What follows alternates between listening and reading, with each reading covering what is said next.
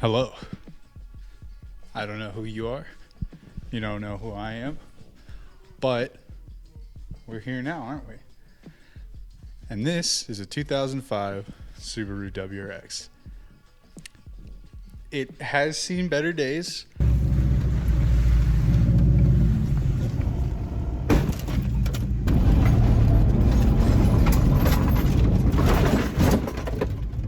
It's also the fastest it's ever been, probably.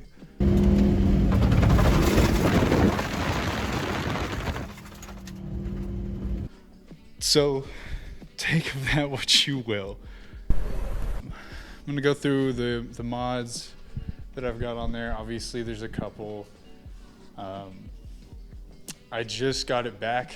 You might notice there's a little scrapes in a couple different spots because you boy sent it a little bit too hard.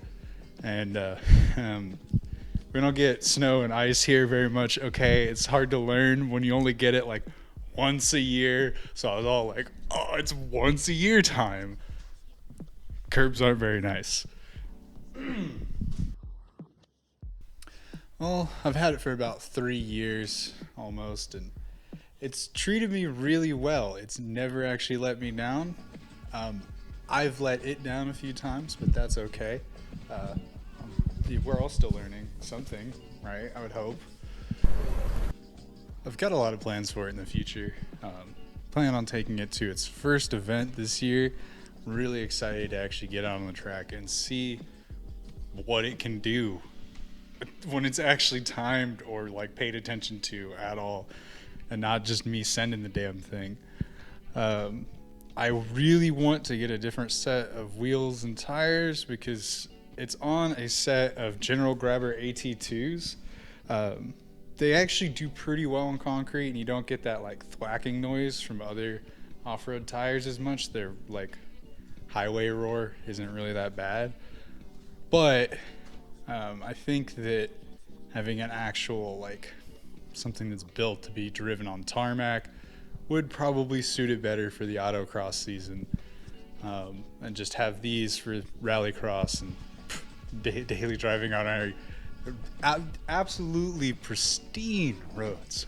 Oh, I love them. So I don't really spend any money on aesthetic mods. The roof scoop is my AC system, and the roof rack is still on from the last time I moved.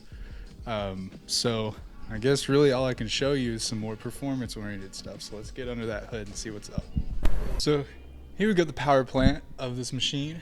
I'm running it's just the EJ205 with a TD04. It's actually been polished and ported and rebuilt though, so it's a little bit more open. I don't know if it's cut more for top end or more for low end. I don't know. I went with the stock TD04 because it's 156,000 miles on this block, and I don't feel like blowing it up that fast, you know. Keep it around for a little bit longer.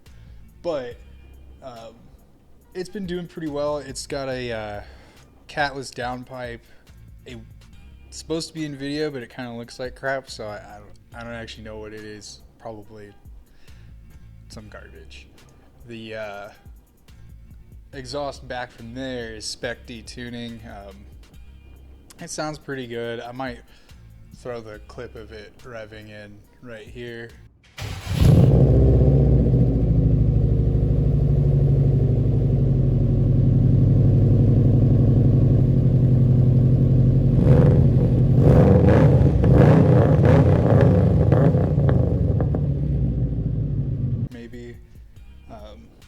But when I was installing that, ripped this inlet pipe, so I had to get a new one.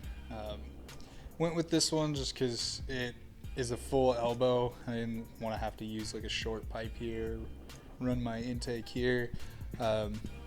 Tried to use this box doesn't always stay in the car. I've taken it in and out of the car like 3 or 4 times now just because it doesn't always work. But with this inlet, it seems to work pretty well. And yeah, those are Legos. I used to use a mud flap right there to keep the water out, and I couldn't find it because I kept swapping between the stock box and this setup because I couldn't decide if I wanted to keep water out or use the proper air intake for the tune that I had.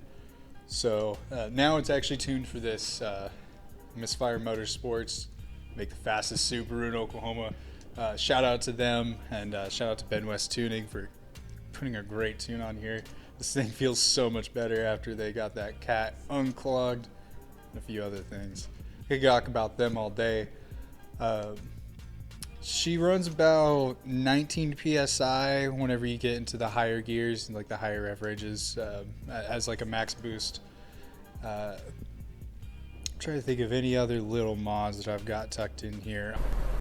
One mod that I want to mention, and I will show footage of it, that once I bought it, I started to see other companies recreating it, and I want Get a Dom Tuning. They're the first guys I saw throw this one out there. They put the kit together, and they have some other stuff in R&D that I really want to see come to fruition. So shout out to Get a Dom Tuning.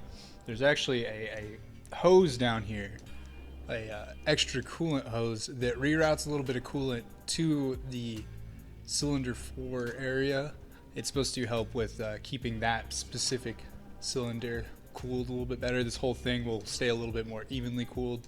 And that's because that cylinder tends to have a little bit of extra problems, at least from what I've heard. I haven't had any issues with it yet. But just have a little bit of extra cooling going on. It goes directly in the back of the block, so I might be able to snake my camera in there, but we'll see about that. Overall, I think I'm probably pushing maybe a fat 225 to the wheels. I have no fucking clue. She's a little lightweight. I've got the interior stripped out, and whenever I start running the camera around, I'll show you.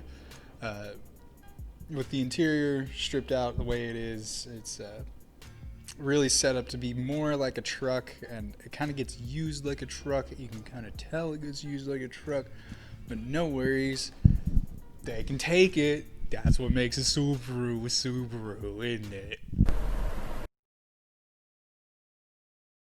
So a couple questions that you might end up with the interior. Why don't I have the back seats in? I actually do have the back seats. I did rip them out myself because I have no brains. They're WRX back seats, so I don't feel so bad because I have STI door cards and STI front seats. But I've actually fit almost all my belongings in here at one point. No headliner because of that roof scoop.